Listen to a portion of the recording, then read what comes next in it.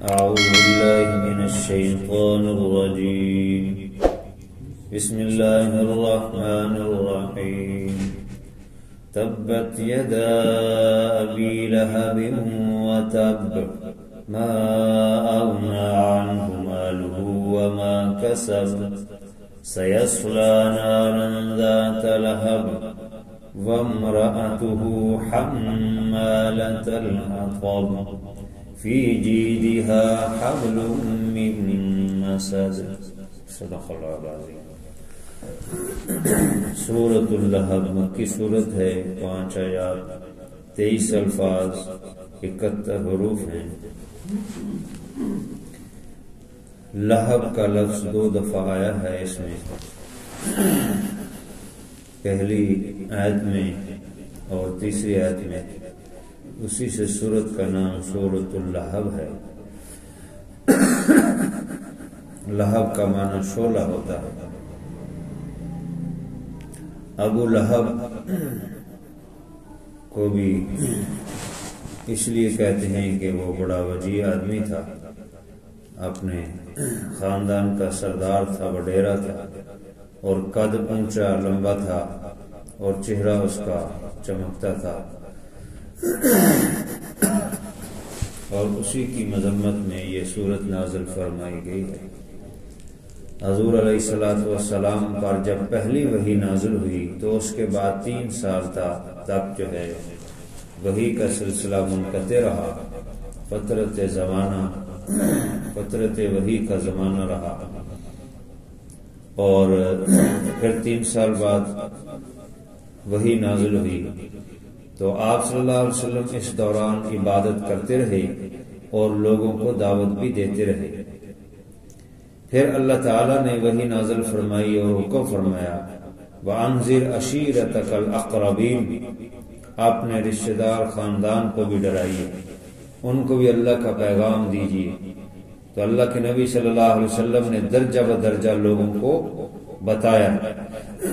عمومی اور خصوصی خطاب فرمائے لوگوں سے، اور ان کو ان کے انجام بد سے ڈرایا اور اللہ تعالیٰ کی طرف بلایا ان کو کہ ایک اللہ وحدہ لا شریک کی طرف آ جاؤ، ان بتوں کو چھوڑ دو جو تم نے بیت اللہ میں رکھے ہوئے ہیں۔ چنانچہ ایسے ہی ایک موقع پر آپ صلی اللہ علیہ وسلم نے قریش کے خاندان اور ان کے جتنے قبیلے ہیں، جتنی گوتے ہیں، ان سب کو جمع کیا، اور اس کا طریقہ یہ ہوتا تھا کہ جب کوئی اہم معاملہ پیش آ جاتا تو کسی اونچی جگہ پر کھڑے ہو کر نعرہ لگایا جاتا تھا، یا بعض لوگ ایسے کرتے تھے کہ اپنے تہمت اتار کر اس کو جھنڈے کی طرح لہراتے اور آواز دیتے، تو لوگ سمجھتے کہ ایمرجنسی ہے کہ باہر سے دشمن نے حملہ کیا ہے، جنگ کی حالت ہے، اس لیے فوراً نکل آتے۔ ان کا یہ طریقہ تھا۔ تو آپ صلی اللہ علیہ وسلم ایک بلند چوٹی پر چڑھے اور آپ نے نعرہ لگایا یا صباحہ یا صباحہ، تو لوگوں نے سمجھا کہ کوئی اہم معاملہ ہے۔ تو آپ صلی اللہ علیہ وسلم نے جب ان کو جمع کیا، تقریباً 40-50 لوگ جو ہے یا اس کے قریب جمع ہو گئے، تو آپ صلی اللہ علیہ وسلم نے فرمایا کہ میں تمہارے اندر رہا، لقد لبثت عمرا، ایک عمر کا حصہ یعنی 40 سال میں تم نے گزارے ہیں، تو تم نے مجھے کیسا پایا ہے؟ تو انہوں نے کہا کہ جربنا کا الا، کہ ہم نے جب بھی آپ کو آزمایا تو ہم نے آپ کو سچ ہی پایا۔ ہاں جی، تو ہم نے آپ کو کبھی آپ سے جھوٹ نہیں سنا اور آپ سچ بولتے ہیں۔ تو آپ صلی اللہ علیہ وسلم نے فرمایا کہ اگر اس پہاڑی کے اس طرف دشمن حملہ کرے تو تم کیا سمجھتے ہو؟ تو لوگوں نے سمجھا کہ ہم آپ کے ساتھ ہیں، اور بعض لوگ اٹھ کر دیکھنے لگے کہ اس پہاڑی کے اس پار کیا دشمن موجود ہے، یعنی ان کو اتنا یقین تھا کہ آپ صلی اللہ علیہ وسلم سچ بولتے ہیں۔ تو آپ صلی اللہ علیہ وسلم نے فرمایا کہ پھر میں ایسے دشمن سے تمہیں ڈراتا ہوں جو تمہیں ناکامی کی طرف لے جاتا ہے، جہنم سے ڈراتا ہوں، اللہ کے عذاب سے ڈراتا ہوں، اور آؤ تم کلمہ پڑھ لو اور ان بتوں کو چھوڑ دو، اللہ وحدہ لا شریک کی عبادت کرو۔ تو سب سے پہلے ابو لہب جو ہے اٹھا اور اس نے ہاتھ جھٹکا اور آپ کو کہا تبا لکا یا محمد، اے محمد صلی اللہ علیہ وسلم کہ آپ کے لیے ہلاکت ہو۔ اس طرح اس نے جملے کسے اور وہاں سے اور پھول بوکتا اور گالیاں دیتا، برا بلا کہتا وہاں سے نکل گیا۔ تو اسی طرح آپ صلی اللہ علیہ وسلم نے حضرت فاطمہ کو اور ام فضل کو اور دوسرے جو آپ کے خاندان سے ان کے نام لے کر بھی ان کو خطاب کیا کہ قیامت کے دن جو ہے میں تمہاری سفارش نہیں کر سکوں گا اگر ایمان نہیں ہوگا، تو ایمان ضروری ہے۔ تو آپ نے خاندان کو بھی، رشتہ داروں کو بھی، اہل محلہ کو بھی، علاقے کو بھی، سب مکے والوں کو، لوگوں کو درجہ بدرجہ ڈرایا۔ اور پھر اس کے بعد آپ صلی اللہ علیہ وسلم کے یہ ابو لہب جو ہے سگا چاچا تھا، حضرت عبداللہ جو حضور علیہ السلام کے والد محترم ہیں، ان کے یہ بھائی تھے۔ ہاں البتہ اللاتی بھائی تھے، یعنی دونوں کا باپ ایک تھا، ماں علیحدہ تھی۔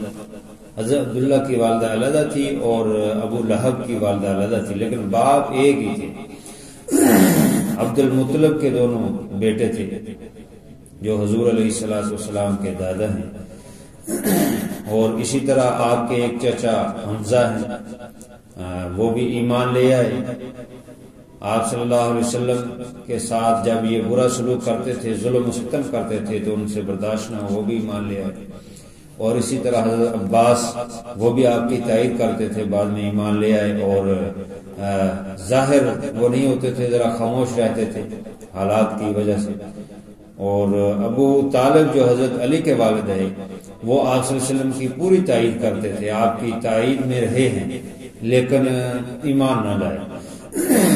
اور شیب ابی طالب میں جو 3 سال قید میں رہے آپ صلی اللہ علیہ وسلم، تو وہ ابو طالب آپ صلی اللہ علیہ وسلم کے ساتھ رہے،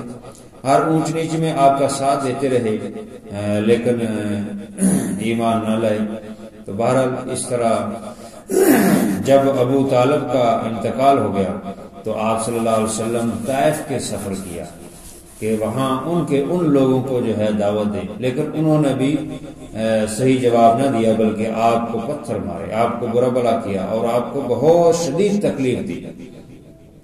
تو یوں آپ صلی اللہ علیہ وسلم کو حق کی طرف بلاتے تھے،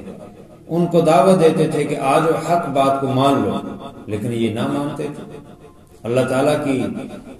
رحمت ہے، اس کا فضل ہے، یہ ابو لہب جو ہے یہ دشمنی میں بہت آگے بڑھا ہوا تھا، تو اللہ تعالیٰ نے اس کی مذمت فرمائی۔ اس کے بیٹے وہ بھی آگے بڑھے ہوئے تھے، مال پر، بیٹوں پر ان کو گھمنڈ تھا۔ عقبہ اور عتبہ جو ہے یہ 2 بیٹے اس کے، آپ صلی اللہ علیہ وسلم نے اعلان نبوت سے پہلے ان کے ساتھ اپنی بیٹیوں کا نکاح کیا تھا، ام کلثوم اور رقیہ کا۔ اور پھر انہوں نے دشمنی میں آ کر ابو لہب نے اپنے بیٹوں کو کہا کہ طلاق دے دو، اور طلاق دی۔ اور یہ جو عتبہ تھا، اس خبیث نے تو صرف طلاق ہی نہ دی بلکہ دشمنی میں اس قدر اس کی خباثت نے بڑھی ہوئی تھی کہ اس نے آپ صلی اللہ علیہ وسلم کے چہرے پر تھوکا اور اس طرح الیاذ باللہ توہین کی۔ تو اللہ کے نبی صلی اللہ علیہ وسلم نے بد دعا کی، اللہم سلط کلب من کلابک، اے اللہ اس پر اپنے کتوں میں سے کتا مسلط کر۔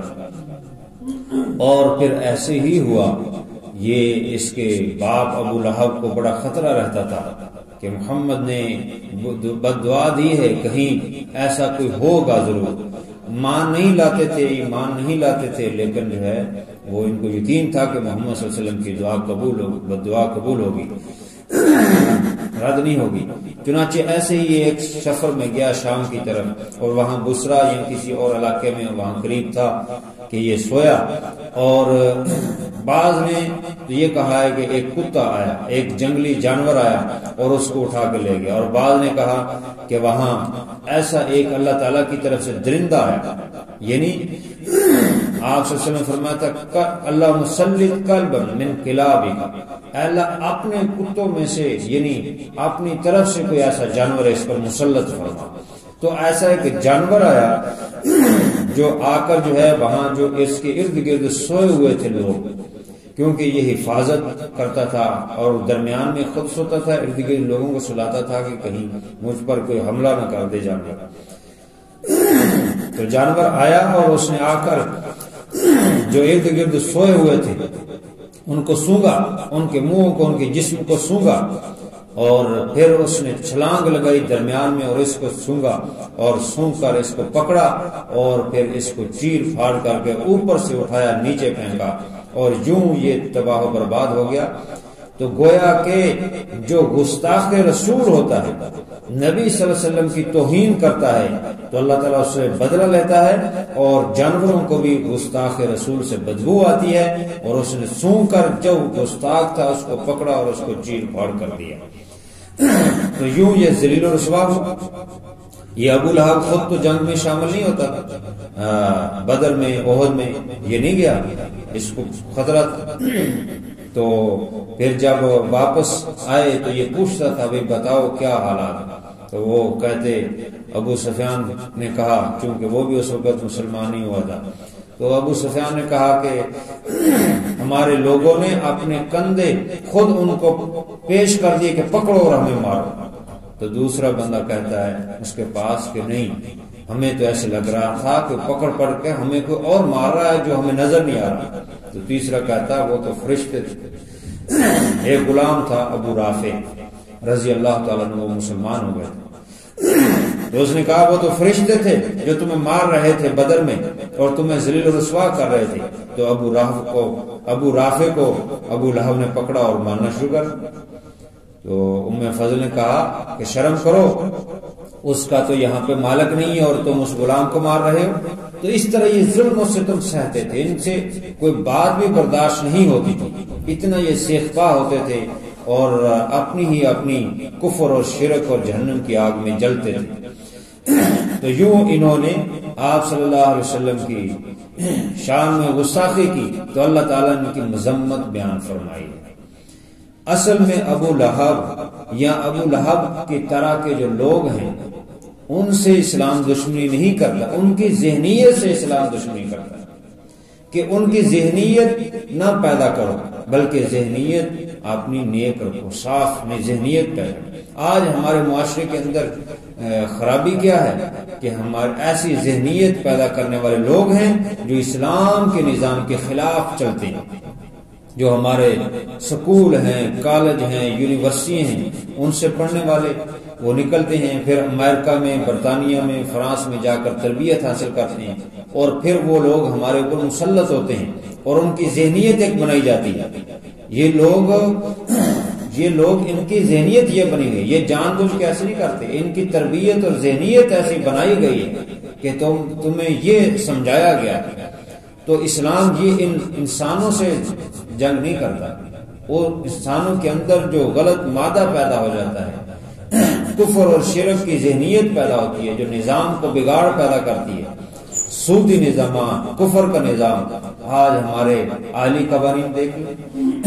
نکاح اور طلاق اور دیگر جو قوانین ہیں وہ سارے غیر انگریزی ہیں،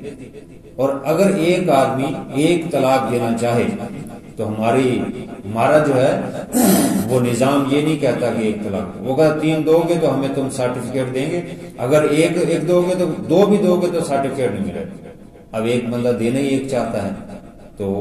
کہ گنجائش پیدا رہے کہ بعد میں اگر نکاح کرنا پڑے تو دوبارہ بھی کر سکتا ہے، زندگی میں 1 ہوگی یا 2 ہوگی، اگر 3 ہو جائے تو پھر تو دوبارہ نکاح نہیں کر سکتا۔ لیکن ہمارا انگریز کا قانون ہے ہمارے ملک میں، یہ ملک تو اسلام کے لیے حاصل کیا ہے لیکن ذہنیت وہی، نظام وہی انگریز والا، اور جس کا نتیجہ یہ ہے کہ آج ہم کہتے ہیں عبادت تو کر لیتے ہیں، نماز پڑھ لیتے ہیں، تلاوت کر لیتے ہیں، نفل بھی پڑھ لیتے ہیں، صدقہ خیرات کر لیتے ہیں، لیکن جو نظام ہے اسلام کا اس کے لیے ہم کوشش نہیں کرتے،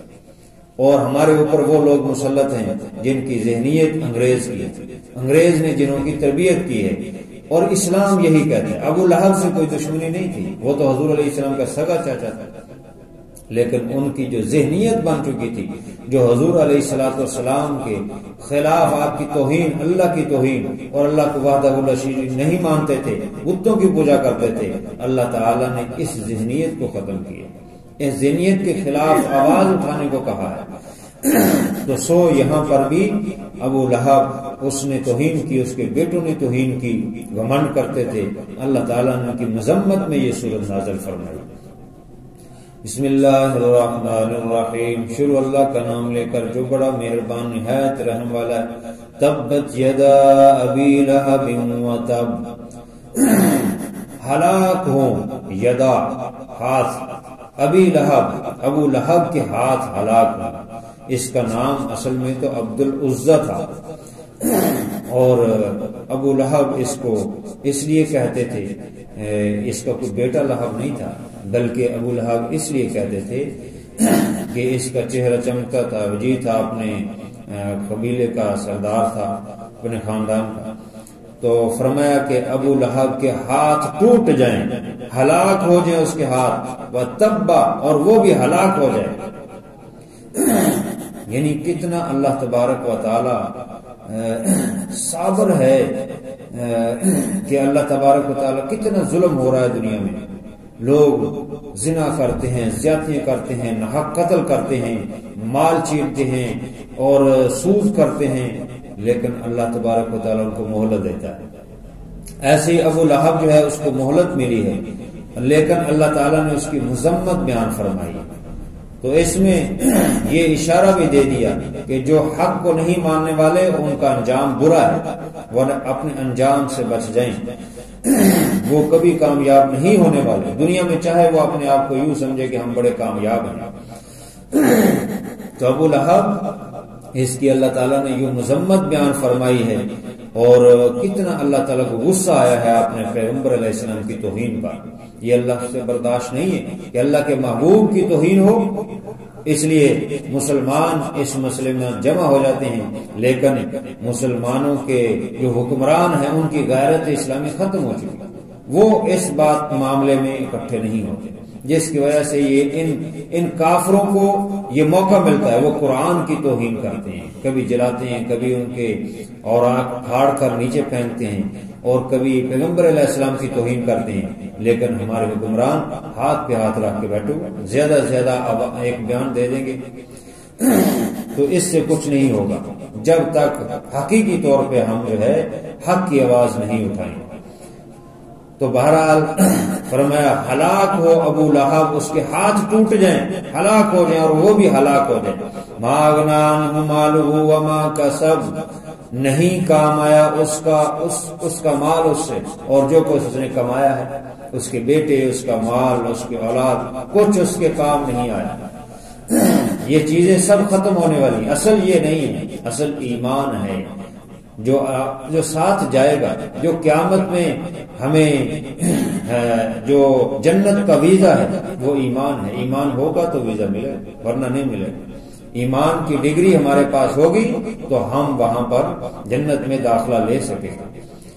تو ورنہ نہیں، یہ دنیا کی چیزیں نہیں۔ اس لیے فرمایا اس کے کچھ کام نہیں ہے، اس کے مال اولاد سب۔ سیصلی نارا ذات لہب، ان قریب اس کو وہ داخل ہوگا شعلے مارنے والی آگ میں، جہنم کی آگ میں۔ وامرأتہ، اور اس کی بیوی بھی جہنم میں جائے گی، وہ بھی جہنم کی آگ میں، ابو لہب اور اس کی بیوی بھی، یعنی ابو لہب اور اس کی بیوی، ان دونوں ام جمیل، ان دونوں کو جو ہے جہنم کا سرٹیفکیٹ دے رہی ہے، یہ جہنمی ہیں پکے پکے، اور یہ جہنم میں جائیں گے۔ حمالۃ الحطب، جو لکڑیاں اٹھانے والی، سر پہ لکڑیاں تھے، تو یہ قبیلے کے سردار، لیکن کنجوس بہت تھے، بخیل بہت تھے، اس لیے لکڑیاں وغیرہ خود بھی اٹھانے چلے جاتے تھے، لے آتے، تو یہ لکڑیاں اٹھا کر لاتی تھی، اور اللہ تعالیٰ نے وہی لکڑیوں کا گٹھا ہی اس کے گلے کا پھندا بنا دیا۔ فی جیدہا حبل من مسد، اس کے گلے میں مونج کی رسی ہے، کھجور کے پتوں کی رسی، جو اس کے گلے میں لکڑیاں اٹھا کر لا رہی تھی، اور وہی گٹھا گرا اور اس کی رسی جو ہے اس کے گلے میں پھنسی، اور وہ کھینچ کر جو ہے اس سے وہ مر گئی۔ اس کی یوں ذلت و رسوا اور عبرتناک موت جو ہے وہ اس کو آئی۔ تو اسی طرح ابو لہب وہ بھی ذلت و رسوائی میں مرا، ذلیل و رسوا ہو کر۔ تو دونوں جو ہے یہ گستاخ تھے، انہوں نے اپنے بیٹوں کو بھی دباؤ ڈالا اور ان سے بھی گستاخی کی، تو یہ خاندان اللہ تعالیٰ نے اس کی مذمت بیان فرمائی اور اشارہ دیا جو اس ذہنیت والے لوگ ہیں وہ اپنی ذہنیت کو ٹھیک کریں گے تو کامیاب ہوں گے، ورنہ اس ذہنیت کے لوگ جو اس طرح کی تربیت کرتے ہیں، ذہنیت پیدا کرتے ہیں کفر، شرک، ظلم و زیادتی کی، اور وہ ناکام ہوں گے ہمیشہ ہمیشہ۔ آج ہمیں اس بات میں سوچنا ہے کہ ہم اسلام کے نظام کے نفاذ کے لیے کیا کر رہے ہیں۔ ہمارا عدالتی نظام جو ہے، آئلی نظام جو ہے، سیاسی نظام اور تجارتی کاروباری سب نظام جو ہے وہ انگریز کا نام ہم اللہ اور اس کے رسول کا لیتے ہیں، لیکن اس نظام میں ہم چل رہے ہیں۔ اس کے لیے بھی ہمیں سوچنا چاہیے، فکر کرنی چاہیے، تاکہ ہم کل قیامت کے دن اللہ کے ہاں سرخرو ہوں کہ جو ہم کر سکتے تھے وہ ہم کرتے رہے، آواز اٹھاتے رہے، کوشش کرتے رہے۔ تو ہمارے ذمہ یہی ہے، جتنی ہم صلاحیت، لا یکلف اللہ نفسا الا وسعها، جتنی اللہ نے طاقت دی ہے اتنی آواز اٹھائے، جس کو جتنی دی۔ اللہ تعالیٰ عمل کی توفیق عطا فرمائے۔ الحمدللہ رب العالمین والعاقبۃ للمتقین والصلاة والسلام علی سید الرسل وخاتم الانبیاء والمرسلین۔ ربنا آتنا فی الدنیا حسنہ وفی الآخرۃ حسنہ وقنا عذاب النار۔ اللهم اغفر للمؤمنین والمؤمنات والمسلمین والمسلمات، اللهم اغفر لجميع امت محمد صلی اللہ علیہ وسلم۔ یا اللہ اپنی رحمت سے ہمارے حاضری کو قبول فرما، جو کمی رہ گئی اپنے فضل سے معاف فرما، بیماروں کو شفا عطا فرما، اپنی رحمت کرم کے فیصلے فرما۔ یا اللہ حق سچ کی سمجھ عطا فرما کہ عمل کی توفیق عطا فرما، ایمان نیکی خیر کے ساتھ زندگی گزارنے کی توفیق عطا فرما، موت ایمان والی شہادت